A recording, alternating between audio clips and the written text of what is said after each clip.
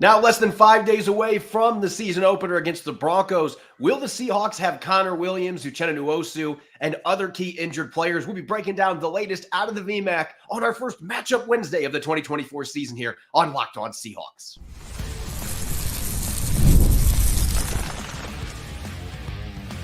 You are Locked On Seahawks, your daily Seattle Seahawks podcast, part of the Locked On Podcast Network, your team every day.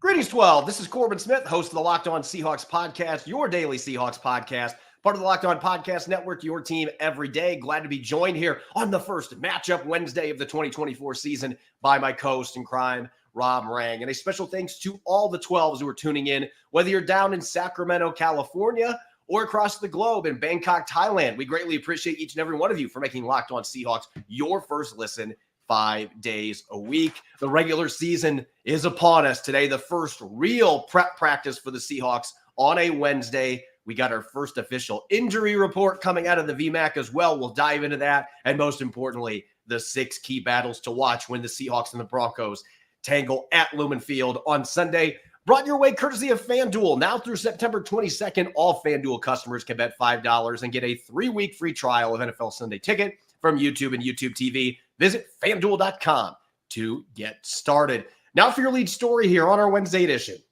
of Locked On Seahawks.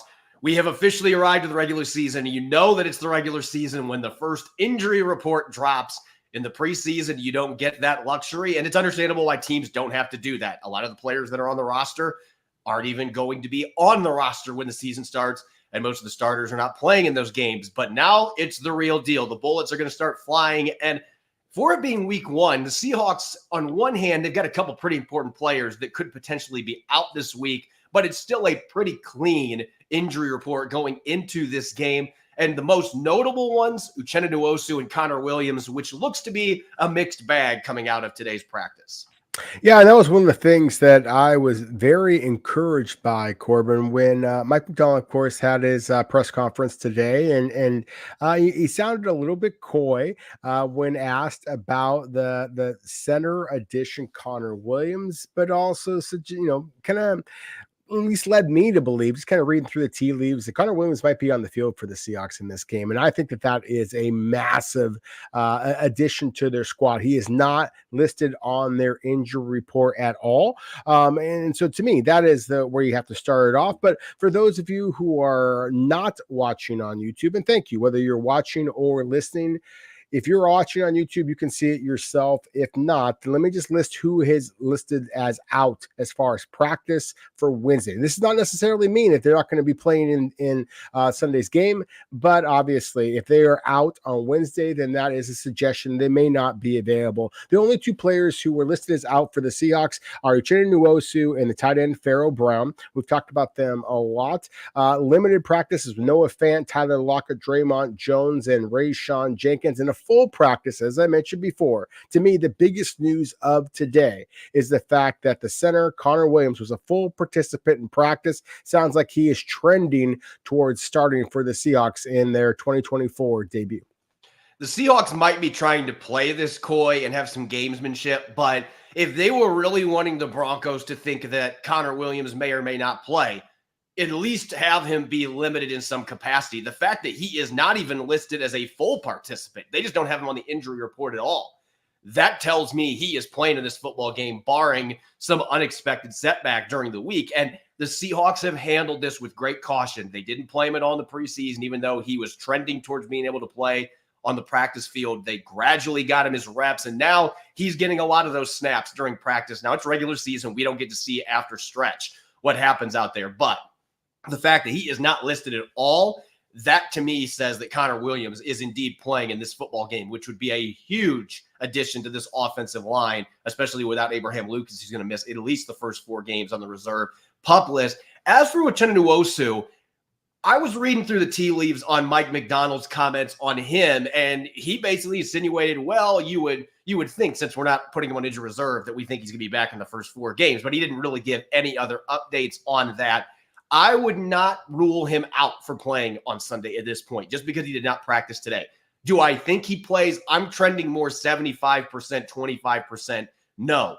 But the fact that the Seahawks the last week and a half have had a lot of optimistic updates on him, and McDonald didn't nip any potential that he could play this weekend in his commentary, that's the one where the real gamesmanship is coming. So we're going to wait and see by the end of the week. And I have a feeling if Uchenna Nwosu feels really good, that he is going to be one of those players. He missed almost all of last season. I have a feeling that he is going to be a very difficult player to deal with for the Seahawks training staff and the coaching staff, because he is going to be itching to play. And obviously you don't want to put him out there before he's ready, but this was a 2 to 6 week timeline. When the game's there, it's going to be 3 weeks since the injury.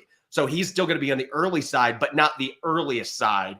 It is possible he could be ready to go. Farrell Brown is the one that I'm still the most pessimistic, at least for this first game, that he's going to be ready. And the good news is it looks like Noah Fant, who hasn't been practicing at all, he was limited today with his toe issue. It sounds like he has made progress where he can play. The Seahawks will at least have one of their top 2 tight ends against the Broncos on Sunday. Yeah, and Noah Fant obviously is a critical player for the Seahawks, just in terms of what he can bring to their offense.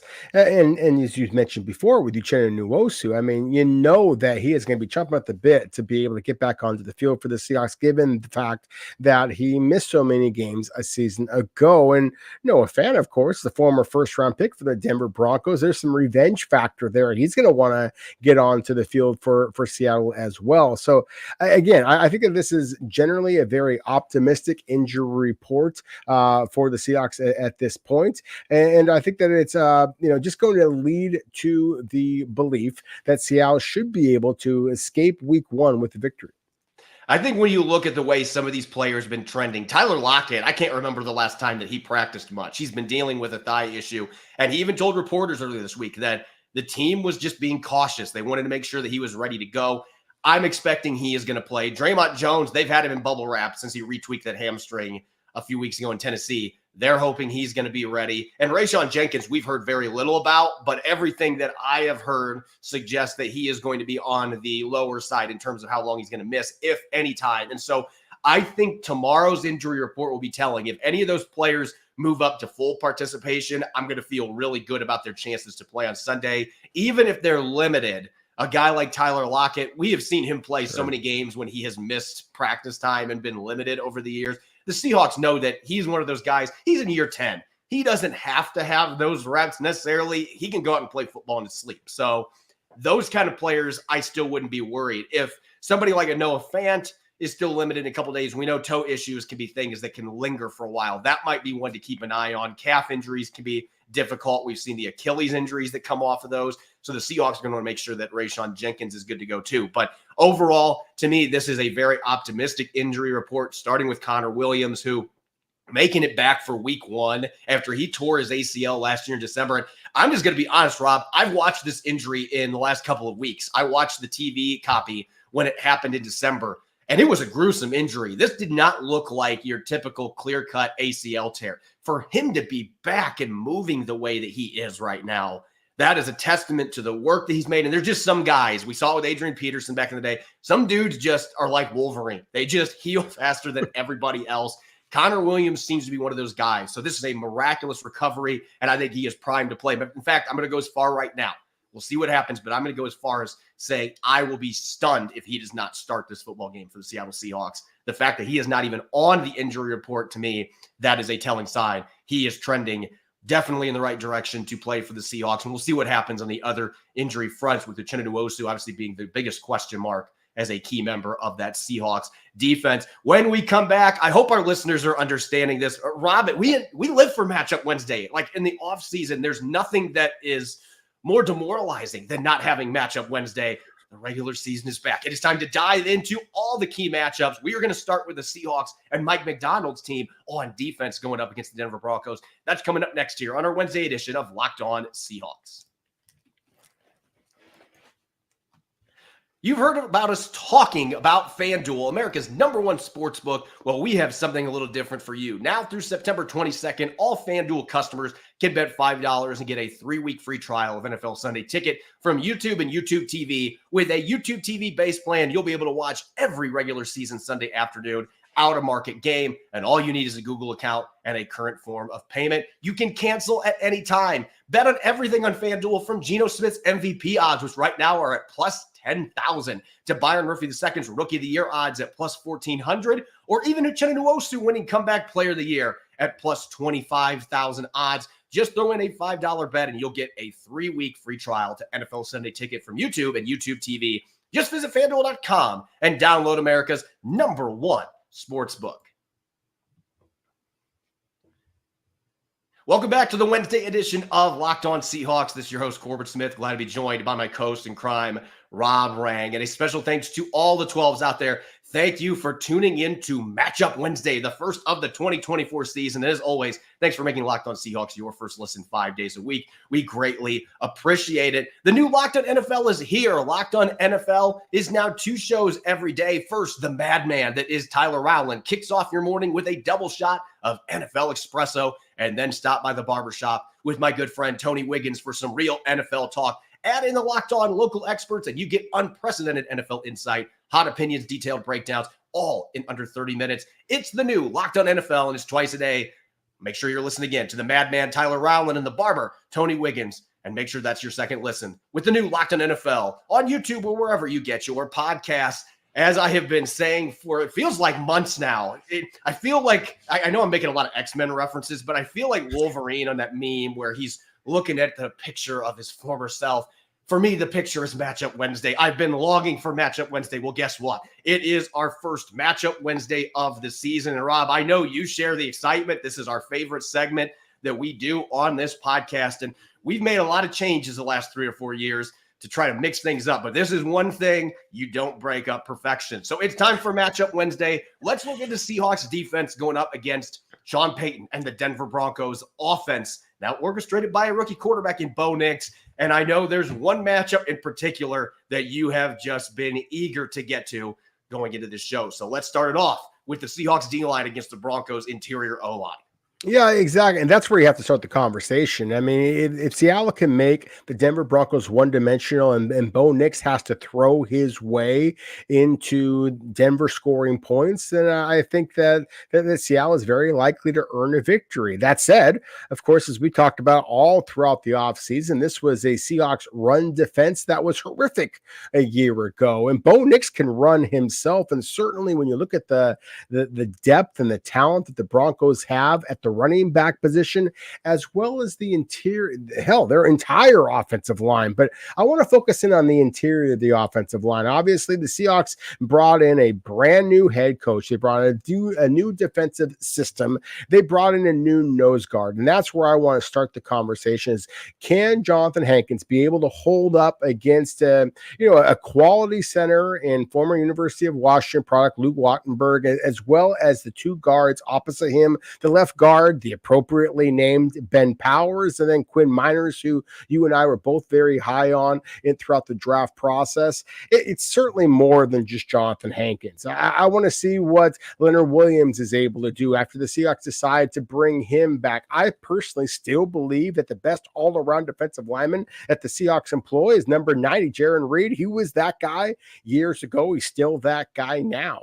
That to me, we can have some conversations about the pass rushers on the outside and their ability to hold up and run support. Obviously, that was a huge bugaboo for the Seahawks a year ago, but you can't worry about the perimeter if you can't stop the runs right up the middle. And when you have a back like Javonte Williams, the Denver Broncos invested a draft pick this year in the best interior runner, in my opinion, of this draft class, Audric Estime from Notre Dame.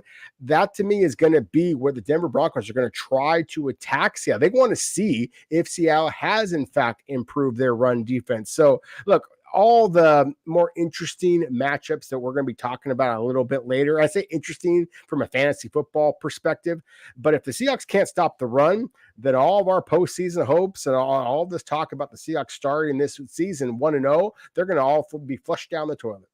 To me, this is Denver's way to win this football game. If the interior of their offensive line is able to set the tone. I mean, Ben Powers, Mike McDonald knows him. He played in Baltimore before he came to Denver. This guy is that typical nasty Ravens offensive lineman that can knock dudes off the ball. He plays with a mean streak. Quinn Miners is a more athletic, more talented version of Ben Powers that can get to the second level.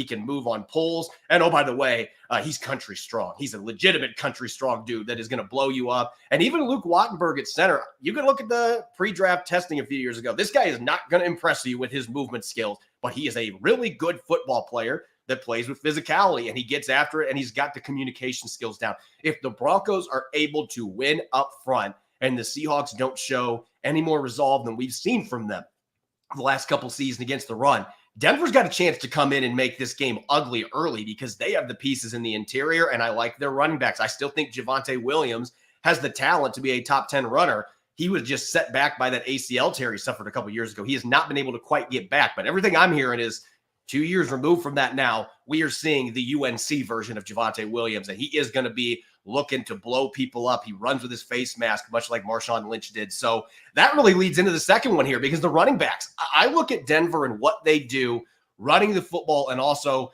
getting the football to their running backs. Anybody that has watched Sean Payton's offense all those years in New Orleans, yes, they had weapons at wide receiver, and Drew Brees got the ball downfield, but they had running backs like Reggie Bush, Deuce McAllister, a number of others that made such an impact in the passing game too. He loves to get his running backs the ball. Javonte Williams can catch the ball.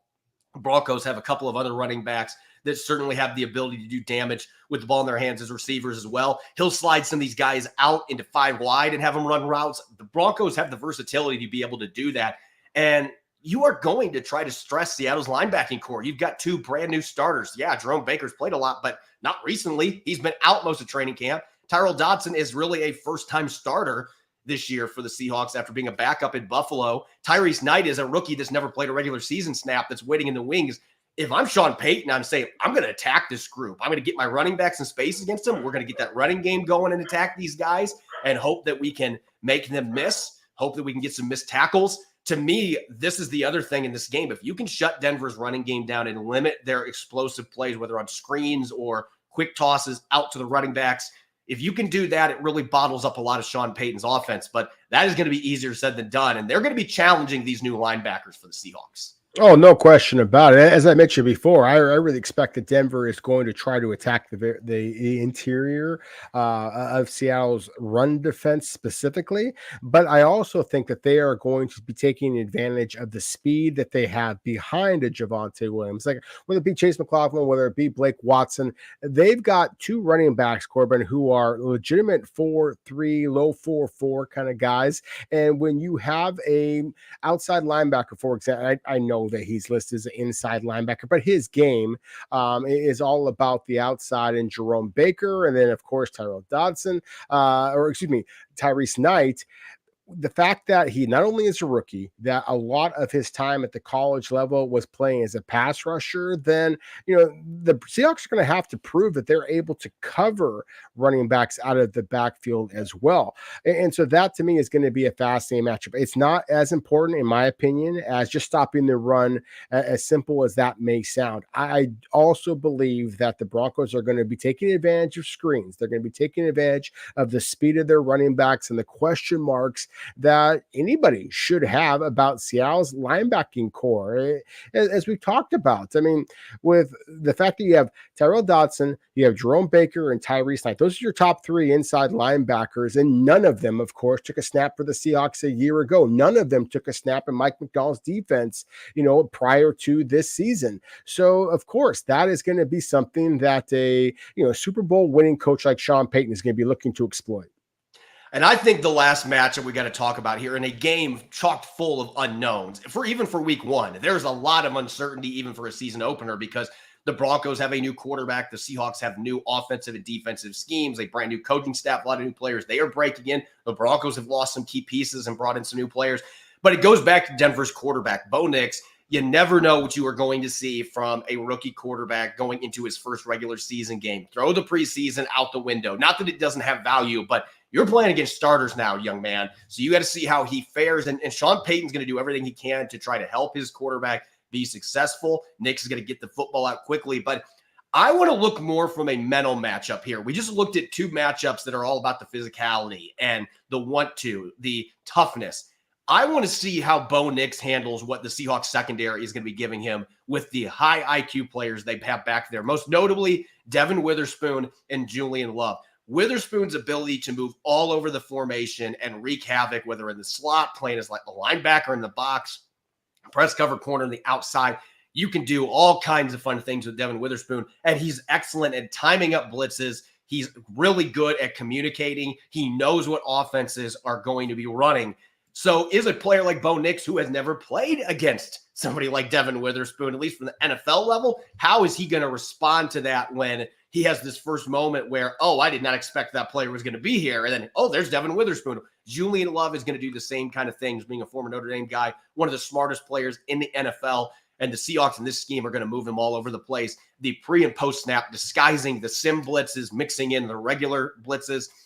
This is going to be, to me, one of the matchups that is worth watching with Bo Nix. Is he going to be able to handle the mental part of the game, dealing with some of Seattle's really intelligent guys in the secondary that are going to make life difficult for him processing and reading that defense? Yeah, I think that really comes down to not only Bo Nix and Denver's receivers, whether they be wide receivers, tight ends, running backs, but also Sean Payton as the play caller for the Denver Broncos. Look, as I said, I mean, Sean Payton obviously is a Super Bowl winning coach. I think that he has a chance to be a Hall of Famer someday. This is Mike Macdonald's opportunity to shine, and so that's what I want to see is what is he going to bring. We've kind of guessed and predicted what we thought that he might do in terms of those pre and post snap changes in coverage and who is going to be blitzing and how Devin Witherspoon might just be the perfect fit for this. Julian Love's intelligence. That to me is really one of the most fascinating matchups in this game. And we're normally going to be focusing, of course, on the players, the personnel. But I really think the decision-making, the play calling, Mike Macdonald said himself during the press conference today that he is, in fact, going to be making the play calls on defense during this game and throughout the season, presumably. So, how does he perform in his NFL debut? As fascinated as I am about Bo Nix and his decisions, I'm even more fascinated what Mike Macdonald's going to be. In that first third and long, is he going to send the house against a rookie quarterback? Those are the types of decisions that I think is going to make this a really, really interesting game, not only for us, but also for the other 30 NFL teams out there who are evaluating both the Broncos and the Seahawks. There's plenty of uncertainty on the offensive side of the football for the Seahawks as well. Broncos busting in a lot of new starters. So we're going to get to that aspect on Matchup Wednesday here. Seahawks O against Broncos D. That'll be coming up next year on Locked On Seahawks. Passion, drive, and patience. It's what brings home the winning trophy, and it also keeps your ride or die alive. eBay Motors has everything you need to maintain your vehicle and level it up to maximum performance. Superchargers, roof racks, exhaust kits, LED headlights, steering wheel covers. Whether you're into speed, style, or power, eBay Motors has got you covered with over 122 million parts. For your number one ride or die, you'll always find exactly what you're looking for. And with eBay's Guaranteed Fit, your part is guaranteed to fit your ride every time or your money back. Because with eBay Motors, you're burning rubber, not cash. With all the parts you need at the prices you want, it's easy to turn your car into the MVP and bring home that win. Keep your ride or die alive at ebaymotors.com. Eligible items only. Exclusions apply. eBay Guaranteed Fit, only available to U.S. customers. Welcome back to the Locked On Seahawks podcast, Matchup Wednesday edition. I'm your host, Corbin Smith. Glad to be joined, as always, by my co-host in crime, Rob Rang. And a special thanks to each and every one of the 12s out there tuning in and making Locked On Seahawks your first listen 5 days a week. We greatly appreciate each and every one of you. Let's get back to the matchup, shall we? And we just looked at the Seahawks on defense, going up against a rookie quarterback in Bo Nix, making his regular season NFL debut. It's always an interesting decision there, how you're going to approach a rookie quarterback, what you're going to try to do to attack that player. But on offense, the Seahawks, they've got a new system, but they've got the veteran, the wily veteran in Geno Smith under center. They've got a lot of experienced players returning from an offense that only 2 years ago was a top 10 scoring offense in the league. Took a little bit of a step back last year, but they've made some moves with their offensive line. They've got all their stud receivers back, both their stud running backs back. This feels like a game where the Seahawks, at least at the skill positions, they should have everything where they're what they want right now going into this game. At the same time, there are some matchups that could favor the Broncos in this game and could end up trending this game towards the visitors' favor. Yeah, no question about it. I've been gushing all week long about the matchup that is DK Metcalf versus Patrick Surtain. And again, I'm going to refer back to what Mike McDonald said during his press conference today, where he said that that it's going to be interesting to see if the Denver. I'm paraphrasing. I'm sorry, but we'll see if the Broncos can find DK Metcalf, which suggests that the Seahawks are planning on putting their receivers in motion, something that we saw Ryan Grubb do a little bit at the University of Washington. We did not necessarily see the Seahawks put DK Metcalf in motion that much in the past. I think that that's going to be interesting because one-on-one, I believe that DK Metcalf can be any cornerback that's ever played in the NFL. If the ball is there, he is the receiver that can win. That said, as I've talked about before, I really believe that Patrick Surtain is a different level of a cornerback among the elite outside corners in all of the NFL. I think that the Seahawks would be wise just to throw the ball up and let number 14 go up and get it. But at the same time, I think if you can put DK Metcalf in motion, if you can put Jackson Smith and Jigba in motion, whether it be Tyler Lockett, whether it be Jake Bobo, put them in motion and go up against some of the – Denver's got some other talented corners, but most of them are small. And that's the thing is I think that Seattle should be able to take advantage of that and create some fireworks here. And again, Mike McDonald, Ryan Grubb, and everybody else on the coaching staff's debut in Lumen Field. Everybody's going to want to watch DK Metcalf against Pat Surtain II, and why not? It is one of the best receivers, one of the best corners in the league going head-to-head. They're going to get plenty of their battles individually. Denver could move Surtain with him throughout the game. He is that talented of a player. You can move him around the field. But you mentioned the size factor, and there's an inexperience factor here too. Riley Moss, who earned the other starting outside quarterback job, he only played 28 coverage snaps as a rookie last year. Now, he can fly, he can move, and he's got some ball skills, but he has not played very much in the NFL, and he is still a guy that in college gave up some big plays time to time. So he could have some issues if he gets matched up against DK Metcalf. He's not a big guy necessarily. He's not as small as their slot corner, Jaquan McMillan, but he is not Pat Surtain size either. That is a matchup that favors DK Metcalf. I'm looking to the slot, though, where I think that is where the Seahawks can win in this game. And Jaquan McMillan had a good season last year. 2 sacks, 2 interceptions, made some plays in his second season for Denver. He's 5'10", 183 pounds with a lead weight in his britches, though. This guy is tiny. Jackson Smith and Jigba is a big-bodied, strong, physical slot receiver. I think Jake Bobo is going to get some slot reps and could cause some problems for McMillan. And Laviska Shenault, another guy, 6'2", 220. If I'm the Seahawks, I'm using my motion to get matchups there with McMillan against some of those bigger slot types that can run to the middle of the field.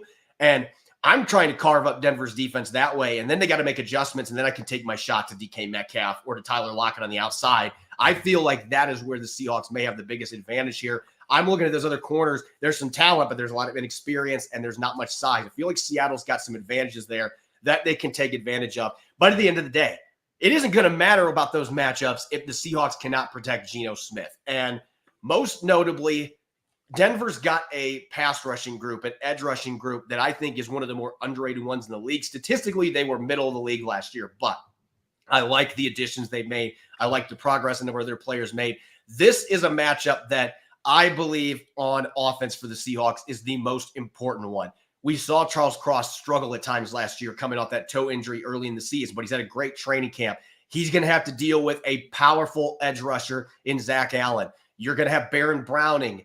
You're going to have Jonathan Cooper, 2 guys that are more speed rushers. Nick Bonito. The Broncos can keep throwing guys at you off the edge. And right tackle George Fant, yeah, he started a lot of games in the league, but he's not Abraham Lucas. So that is a drop-off there. Not as big of a drop-off as it could have been with some of the other players that would be option for Seattle there, but still, Denver's going to try to get some one-on-one matchups that are in their favor there. This is a team that's got a lot of talent. I'd be remiss not to mention rookie Jonah Ellis, too. That is a guy that could get to the quarterback as well as anybody on this roster.